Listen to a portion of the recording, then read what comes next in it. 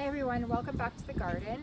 Today I just wanted to do a little update of what's happening and where we've gotten. My last update was my very first video I posted a couple weeks ago, so now we have the raised beds put together.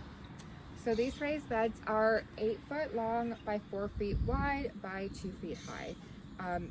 The reason why they're 2 feet high is on purpose. I wanted them to go as high as I could go because I want to be able to sit down and garden. That's why we have them 2 feet high. We're not going to have a lot of pea gravel covering a lot of this. We're just going to have minimal. So then that way I get maximum height for when I garden. So I'm not bending over into the garden to do that. That's one thing that is very important to me. I want this to be enjoyable. I suffer from chronic pain and I can't be bending over all the time in the garden. That's the other reason why we decided to go with raised beds, because I can't garden on a ground level. So we put a lot of thought and we put a lot of decisions into what types of raised beds and why we're getting them as big as we're getting them and why we're getting the ones we're getting. So these are the beds. So we have 8 raised beds here. These 8 raised beds are going to end up going in where that tarp is, so right behind us. So we have to compact it down, and Terry's been doing that over the last few days, and then we're going to have sand come in. We're going to put sand down, put the tarp on it, and then put these beds on the tarp, and they're going to go the way that they are now. So hopefully we'll have 4 foot in between them, approximately 4 feet in between them this way, and then we will have pea gravel down and stones, flagstones in the middle of each of the pathways, so it's easy to maneuver around all the beds.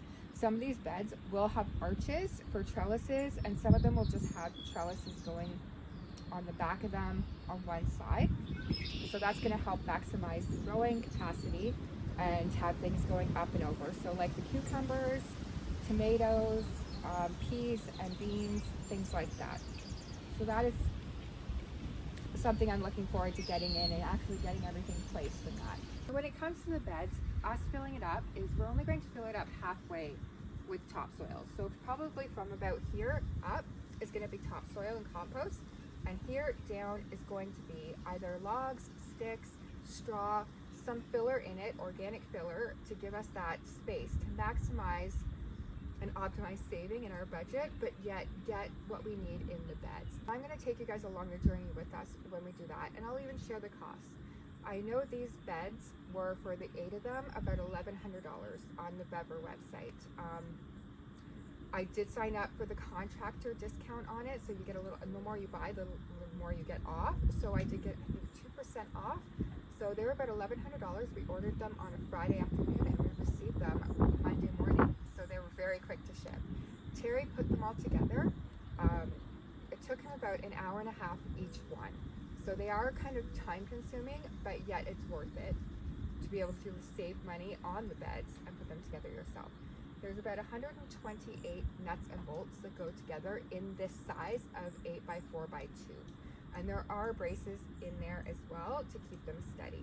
And then there is stripping on the sides as well so that you don't cut yourself, because this is galvanized. So they do come in different color options on the website. So that is another thing. We did look at the different colors and we decided to go with this color. It was just the best fit for what we want.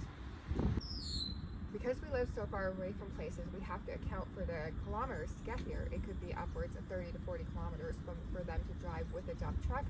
So we need to account for the delivery costs as well. So that's going to make it a little bit more money. And it's not like we can just take a trailer and get the stuff, because we're going to need such large quantities that it is better for us to have them deliver it and just have it here and we can fill everything up. The nice thing is that the stuff that we're going to put on the bottoms to fill it up, a lot of the logs and the sticks and stuff we'll be able to just get from around the property and our neighbor's property. Looking at the different ways to fill this up, the straw bales will probably be about $8 a bale, and if we decided to go just straw and then topsoil on this, it would probably be, we'd need about 36 bales to comfortably fill half of these up, and that times 8, that's not a bad amount of money to fill them up. But we could also get away with doing sticks and logs, etc., and then go with the straw and then save ourselves some money on a bit of that. So the topsoil option for us is around $65 a yard, and somebody quoted us $140 for delivery because of where we live. we're about 45 minutes to 50 minutes away from there.